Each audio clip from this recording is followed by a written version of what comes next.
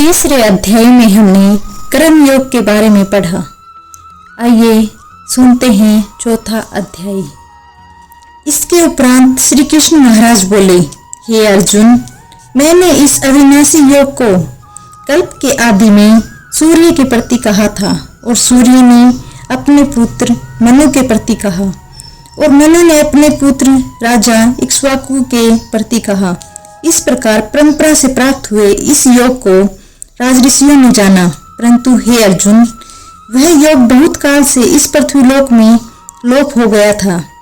वह ही यह पुरातन योग अब मैंने तेरे लिए वर्णन किया है, क्योंकि तू मेरा भक्त और प्रिय सखा है, इसलिए तथा यह योग बहुत उत्तम और रहस्य अर्थात मर्म का विषय है।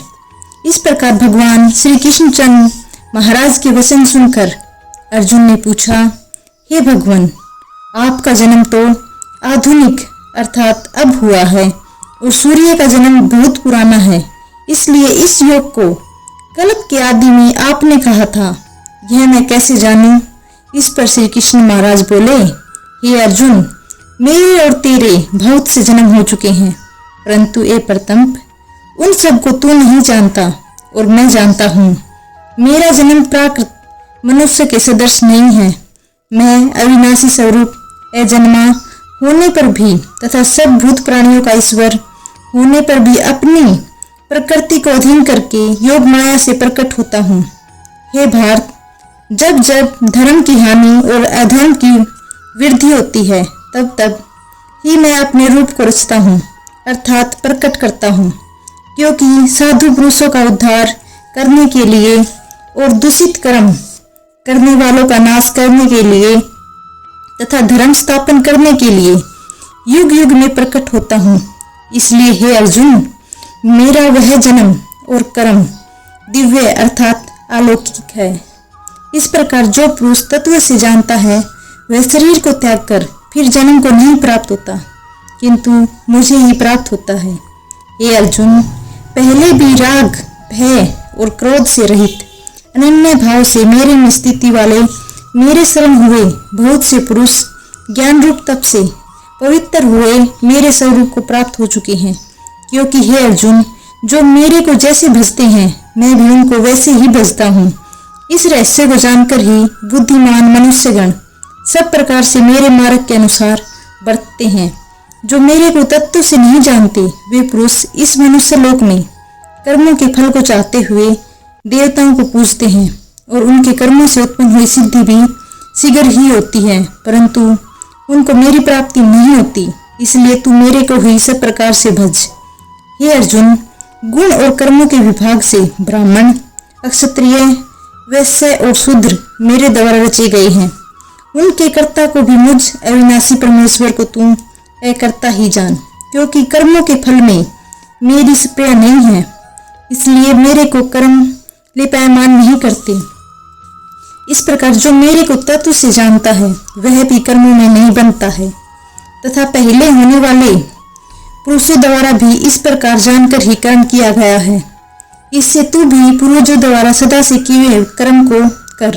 परंतु कर्म क्या है और अकर्म क्या है, ऐसे इस विषय में बुद्धिमान पुरुष भी मोहित है। इसलिए मैं वह कर्म अर्थात कर्मों का तत्व मेरे लिए अच्छी प्रकार कहूँगा कि जिसको जानकर तू अशुभ अर्थात संसार बंधन से छूट जाएगा। कर्म का स्वरूप भी जानना चाहिए और अकर्म का स्वरूप भी जानना चाहिए तथा निषिद्ध कर्म का स्वरूप भी जानना चाहिए, क्योंकि कर्म की गति गहन है। जो पुरुष कर्म में अर्थात अहंकार रहित की हुई संपूर्ण चेष्टाओं में अकर्म अर्थात वास्तव में उनका न होना देखे, और जो पुरुष अकर्म में अर्थात अज्ञानी पुरुष द्वारा किए हुए संपूर्ण क्रियाओं के त्याग में भी कर्म को अर्थात त्याग रूप क्रिया को देखे, वह पुरुष मनुष्य में बुद्धिमान है और वह योगी संपूर्ण कर्मों का करने वाला है। हे अर्जुन, जिसके संपूर्ण कार्य कामना और संकल्प से रहित है, ऐसे उस ज्ञान रूप अग्नि द्वारा भस्म हुए कर्मों वाले पुरुष को ज्ञानी जन भी पंडित कहते हैं। जो पुरुष सांसारिक आश्रय से रहित सदा परमानंद परमात्मा में तृप्त है, वह कर्मों के फल और संग अर्थात कर्तव्य अभिमान को त्याग कर कर्म में अच्छी प्रकार बरतता हुआ भी कुछ भी नहीं करता।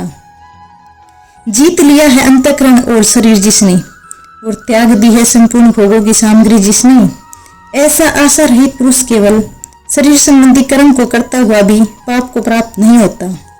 अपने आप जो कुछ अप्राप्त हो उसमें ही संतुष्ट रहने वाला और हर्ष शोक आदि द्वंद्वों से अतीत हुआ तथा मत्सरता अर्थात ईर्ष्या से रहित, सिद्धि और असिद्धि में समत्व भाव वाला पुरुष कर्मों को करते हुए भी नहीं बनता है, क्योंकि आसक्ति से रहित ज्ञान में स्थित हुए चित्त वाले यज्ञ के लिए आचरण करते हुए मुक्त पुरुष के संपूर्ण कर्म नष्ट हो जाते हैं।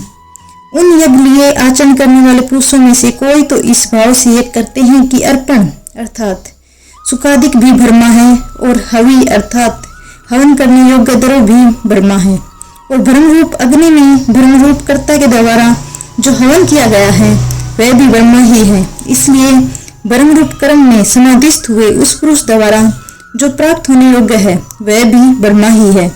और दूसरे योगी जन देवताओं के पूजन रूप यज्ञ को अच्छी प्रकार उपासते हैं अर्थात करते हैं, और दूसरे ज्ञानी जन परम ब्रह्मा परमात्मा अग्नि में यज्ञ के द्वारा ही यज्ञ को हवन करते हैं। अन्य योगी जन श्रोताधिक सब इंद्रियों को संयम अर्थात स्वाधीनता स्वरूप अग्नि में हवन करते हैं, अर्थात इंद्रियों को विषय से रोककर अपने वश में कर लेते हैं।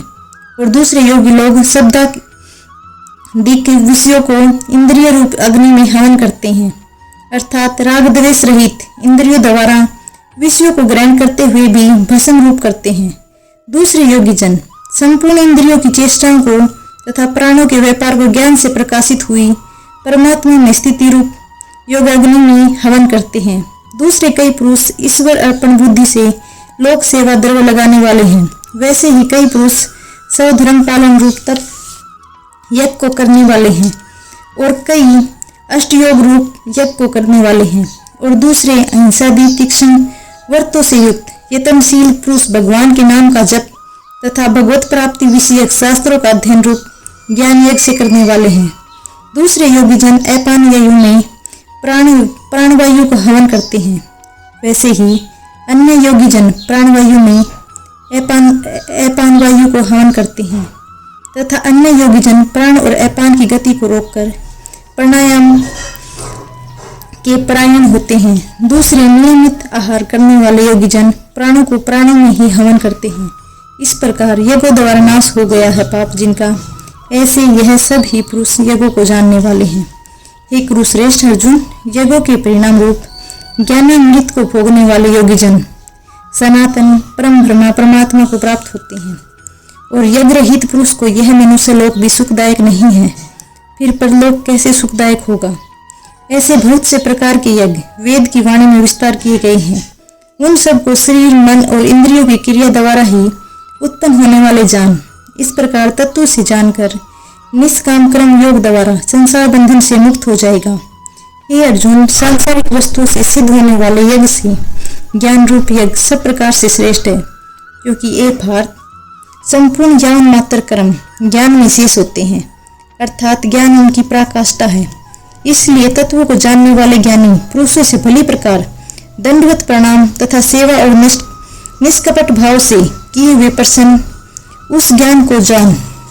वे मर्म को जानने वाले ज्ञानी जन तुझे उस ज्ञान का उपदेश करेंगे कि जिसको जानकर तू फिर इस प्रकार मोह को प्राप्त नहीं होगा।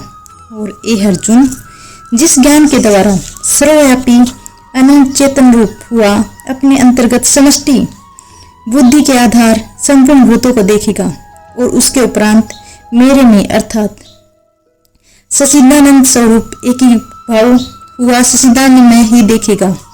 यदि तू सब पापियों भी अधिक पाप करने वाला है तो भी ज्ञान रूप मोह का द्वारा निसंदेह संपूर्ण पापों को अच्छी प्रकार तर जाएगा।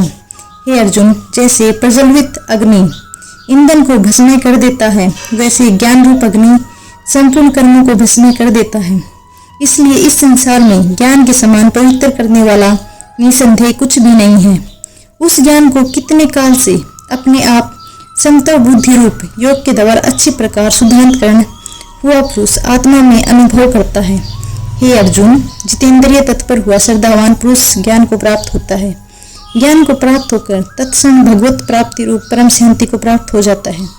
हे अर्जुन, भगवत विषय को न जानने वाला तथा श्रद्धा रहित और संशय युक्त पुरुष परमात्मा से भ्रष्ट हो जाता है। उनमें भी संशय युक्त पुरुष लिए न तो सुख है, न यह लोक है, न परलोक है, अर्थात यह लोक और परलोक दोनों ही उसके लिए भ्रष्ट हो जाते हैं। हे धनंजय, समता बुद्धि रूप योग द्वारा भगवत अर्पण कर दिए हैं संपूर्ण कर्म जिसने, और ज्ञान द्वारा नष्ट हो गए हैं सब संशय जिसके। ऐसे परमात्म प्रायण पुरुष को कर्म नहीं बांधते। इससे हे भरतवंशी अर्जुन, तू समता बुद्धि रूप योग में स्थित हो और अज्ञान से उत्पन्न हुए हृदय में स्थित इस अपने संशय को ज्ञान रूप तलवार द्वारा छेदन करके युद्ध के लिए खड़ा हो। ओम नमो भगवते वासुदेवाय नमः।